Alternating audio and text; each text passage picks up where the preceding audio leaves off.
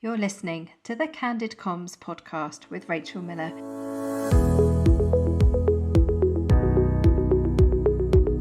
Join me every week for practical advice and inspirational ideas to help you focus on all things internal communication related. Hello and welcome to the show. In today's episode, you and I are going to be thinking about being a strategic internal communicator.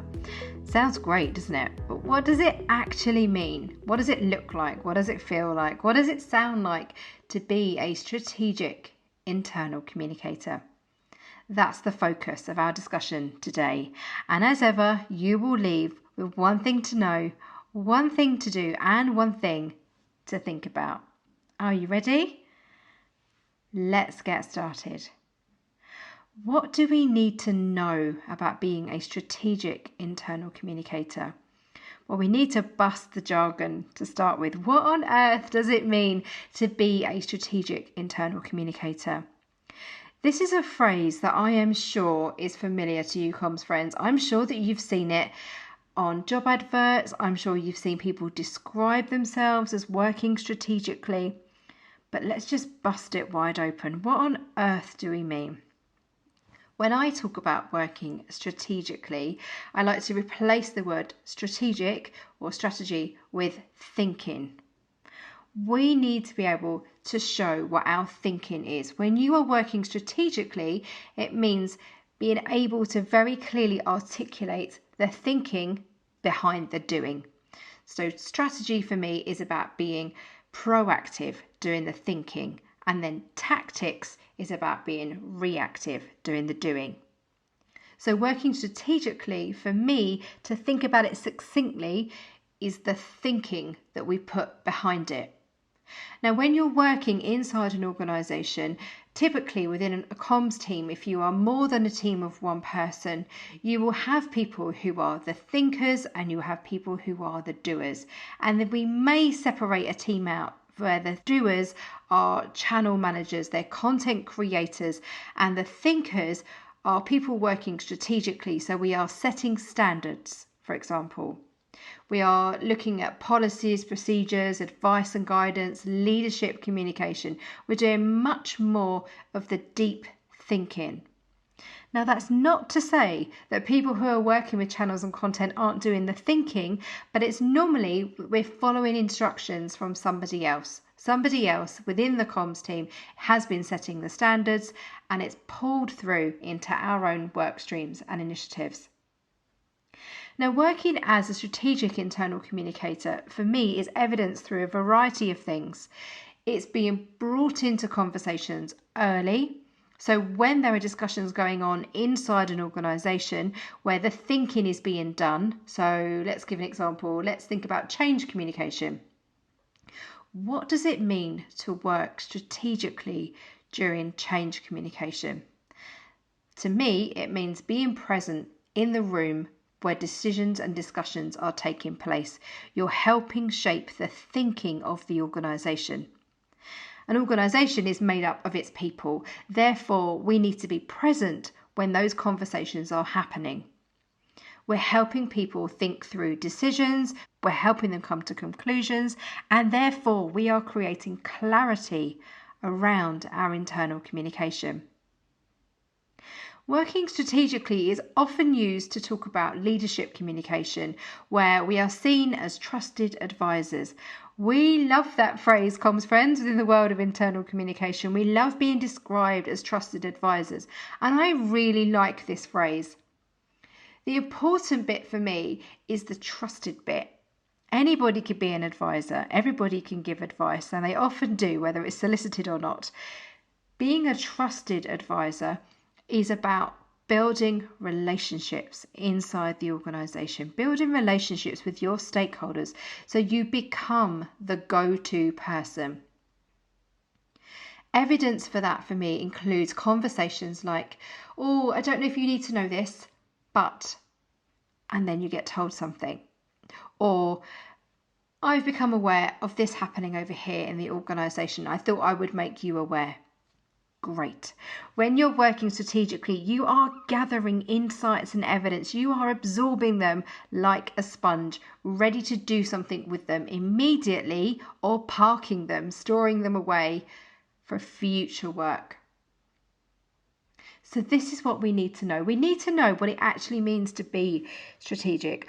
I remember a conversation when I was working in-house with my manager who said to me, we were having a one-to-one, and she said, Rachel, I've got some feedback for you. And I said, okay, great, hoping it was good.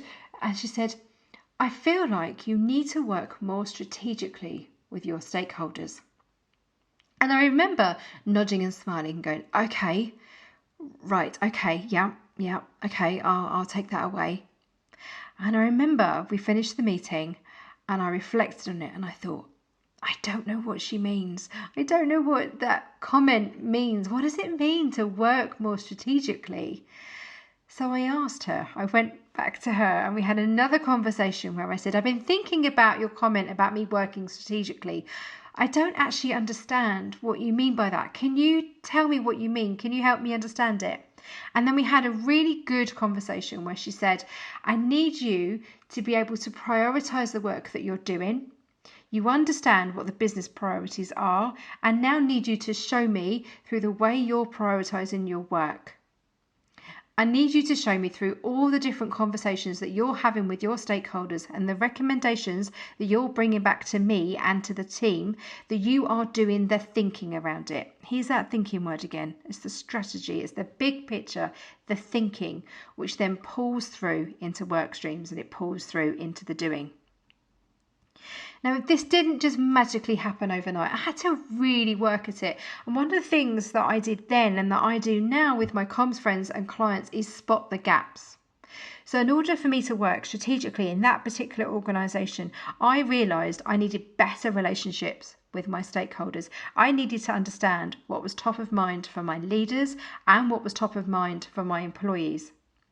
I needed to be able to gather that evidence and insight and turn it into action. I needed to craft meaningful pictures from the data around me, order that thinking and translate it into the doing. As professional communicators, it is our business to know our business, and that includes knowing our leaders brilliantly and listening to our employees and knowing them brilliantly too. I wonder what you think of that. How do you describe being strategic? What does it mean to you? What does it mean to the people around you? And how does it translate into action day to day for you as an internal communicator? We're now going to focus on what we need to do when working as a strategic internal communicator. And there are two things I'm going to share with you in this part of this episode. The first one is the profession map from the Institute of Internal Communication. Now, if you listen to season 1, you will have heard me mention this a number of times. The profession map from the IOIC, the Institute of Internal Communication, is extremely valuable because on a page it looks at what it means to be an internal communicator. It looks at the core skills, the core areas of expertise and the behaviours that we need to display. Now, coupled with the profession map is a really useful PDF, and the particularly useful bit for me is the levels that it talks about. I use the profession map when I'm working with my comms friends and clients and helping them to organise their communication teams. I use it to help me reorganise communication teams, to look at the work and the deliverables that the team are focused on. It helps me map the outputs and the outcomes of the internal communication team, and it helps me make decisions. In particular, the profession map is broken down in 4 levels. Level 1 is delivering, level 2 is managing, level 3 is strategically advising. There are those words we've already heard, the strategic and advising, and level 4 is leading. When you work as a strategic internal communicator, it's important that we have clarity around the language we've talked about already. However, how does this manifest itself through the work that you do? Level 3 within the IOIC profession map, the strategically advising bit, if you really look at that properly and break it down, it talks about things like having an evaluation process in place or measurement structures in place inside your communication function. It also talks about things like developing a channels infrastructure and working within your internal communication strategy. Whereas level 4 is much more about setting the standards, leading the function, leading the team, helping the rest of the organisation upskill themselves, where you are setting those standards. You're helping stakeholders, employees, leaders understand what brilliant internal communication looks like. Now, if we focus on level 3 here, on this strategically advising, I encourage you to look up the profession map. I'll include it within the show notes at allthingsic.com/podcast. But have a look at all the wording that you'll find at level 3. If you've been challenged to work more strategically, or if you would already describe yourself as working as a strategic internal communicator, maybe you're operating at a senior internal communications manager level, or perhaps an internal comms lead level. Now, let's just pause here, because we don't have consistency in the wonderful world of internal communication when it comes to job titles. I mentioned this back in season 1. There's a brilliant new blog post that's just been published by an internal communicator here in the UK, Martin Flegg. I'll include that article within the show notes, and he's unpicked this and he's looked at all the different job titles that we have. So for clarity through our conversation today, when we're talking about strategically advising or being a leader of internal communication, we're talking about typically people who have the most amount of experience within a team or organisation. What I want you to do is look at the IOIC profession map and map your own job against it. Dig out your job description if you can find it. And if you've been challenged to say you need to work more strategically, where are the gaps? What are you currently doing, and what are therefore those stretch targets when you look at level 3 or even level 4 of that profession map? If this is the industry standard that helps us understand what it means to be a brilliant internal communicator, use it as evidence to apply within your own job. Or maybe if you've had conversations with managers like I had, where you're challenged to be working in a more strategic way, again, use it to spot your gaps. I hope you find that useful. The second thing that we need to do when thinking about how to work strategically is to be mindful of our personal brand. Now, this sounds like something a Kardashian would have, and they certainly do. However, comms friends, I'm here to tell you that everybody has a personal brand, whether you realise it or not. I describe it as your reputation and promise. It's who you are and what you're known for. The founder of Amazon, Jeff Bezos, famously described your personal brand as what people say about you when you're not in the room. What do they say? Do they describe you as working strategically? Do they describe you as a trusted advisor? And if not, why not? If they do, why is that? What evidence do they have that you are working strategically, and why does this matter? I have a lot of conversations with clients and comms friends around personal brand. It's a topic that I'm interested in. I started researching it back in 2017, and I've blogged a number of times over at allthingsic.com on the topic to help internal communicators think it through. Very simply for me, if your personal brand is your reputation and promise, then it not only applies to us as individuals, but also collectively as a communication function. So being aware of what people will say about you when you're not in the room, being mindful of your reputation and promise is important, because if you want to be working strategically, you have to break it down using things like the IOIC profession map to understand where your gaps are, and then to put it into practice, to turn it into action. I have a personal branding checklist, which again I'll include at the show notes at allthingsic.com/podcast. And this is looking at who you are and what you're known for and what people say about you. It's words people use to describe you. Some of the sections focus on people who know you the best. This might be your friends, it might be your family, it might be a partner. And then there's a section for your stakeholders, for the people around you, the people that you work with. Now, what we're looking for here, comms friends, if we're trying to work more strategically, where is our evidence in terms of the way that we're currently working? What are people saying about the way we're working? How is it showing up in those descriptions? Are people describing us as a safe pair of hands, a trusted advisor, somebody who understands the business and therefore knows what we need to prioritize? Or do they say we're the comms police? We're people who always have our red pen out and we're correcting everybody's work. What are we known for? So that's something I want you to be able to do as a result of listening to this episode. Do that exercise for yourself. Take some time to really focus on you, your personal brand, your reputation, and your promise. When I do this with comms teams, I often expand it out and then we talk about comms principles. So we create a team charter or a team profile or a vision for internal communication for them as a team, and it's focused and rooted within personal branding. I believe that you own your personal brand and you rent it to the company that you're currently working for.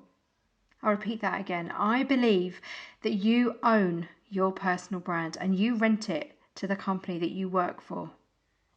I'll record more on that in a future episode, but we're going to take a short break, and when we come back we're going to close today's episode by focusing on what we need to think about. See you in a moment.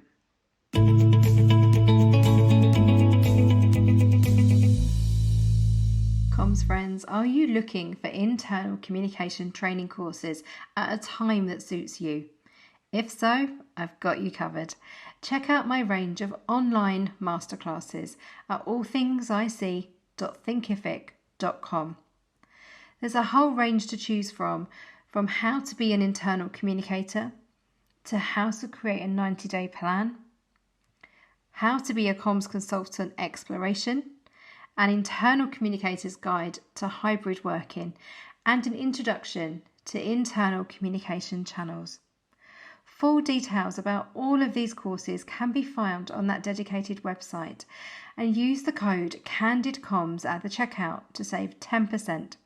I hope to see you inside one of those masterclasses very soon.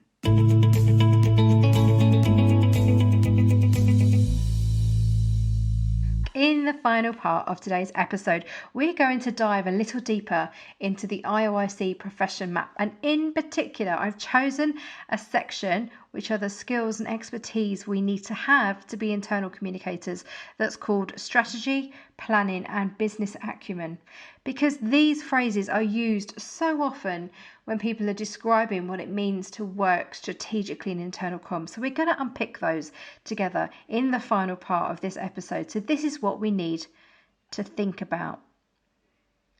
As I mentioned, there are 4 levels of the profession map. So let's unpick it a little bit. If you are working at level 1, for example, the overarching narrative of this particular strategy planning and business acumen from IOIC says we need to be able to combine strong business acumen with an understanding of people in order to develop and implement communication strategies, plans and campaigns that benefit the organisation and people working at all levels within it. But what if you're working at level 1? How much influence can you have when you're brand new into internal communication? I have the answer for you.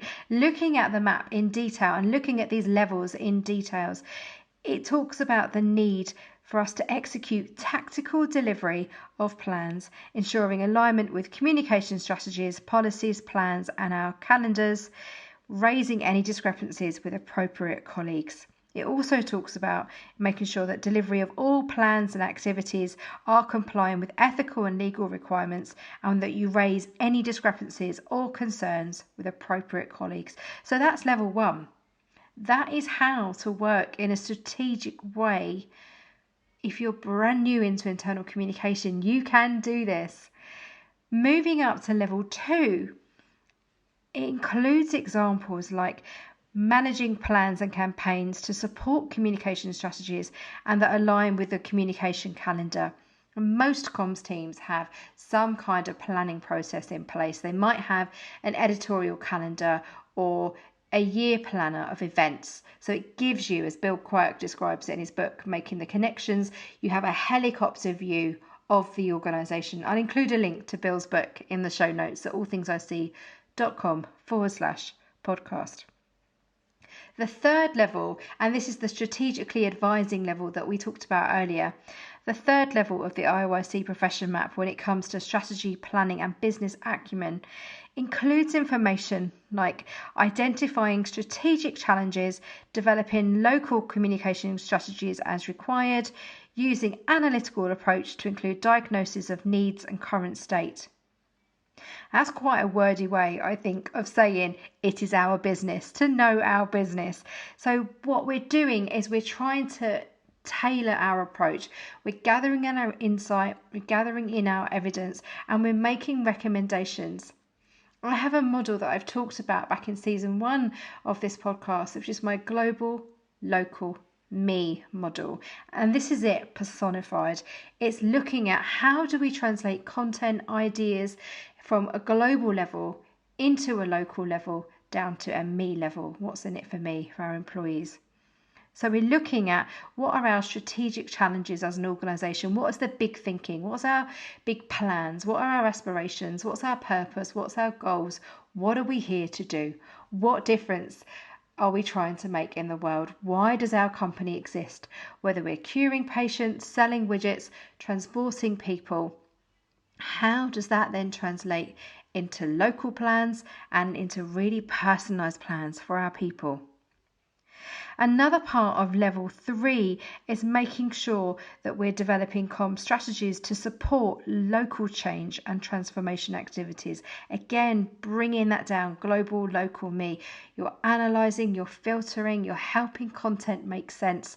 You're applying everything that you know about the business in terms of how your people work, in terms of how they communicate through channels, and you're making recommendations.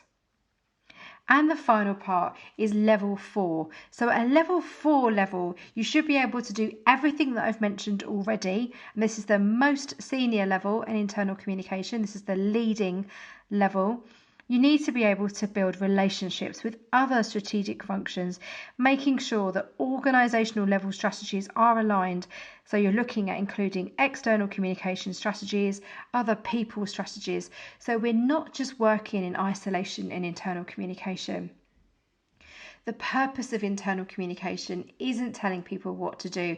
It's to create a shared understanding and a shared meaning, so our employees can align their efforts with the company's goals and purpose. That alignment also includes everything I've just listed there. It's making sure that we're not working in a silo, that we are working in collaboration with our colleagues in people or HR or external or public affairs. The final thing I want to pull out from this model is the need at level 4 to set and monitor overall communication standards and ensure compliance to ethical and legal requirements. When you're working at a very senior level in internal communication, it is our responsibility to set the standards. And I've mentioned that quite a few times in today's episodes. And that's things like toolkits, templates, advice and guidance, branding documents, tone of voice guidelines, all sorts. The list is endless. There are so many standards that you can set. The key thing for me when thinking about standards is I want to see consistency.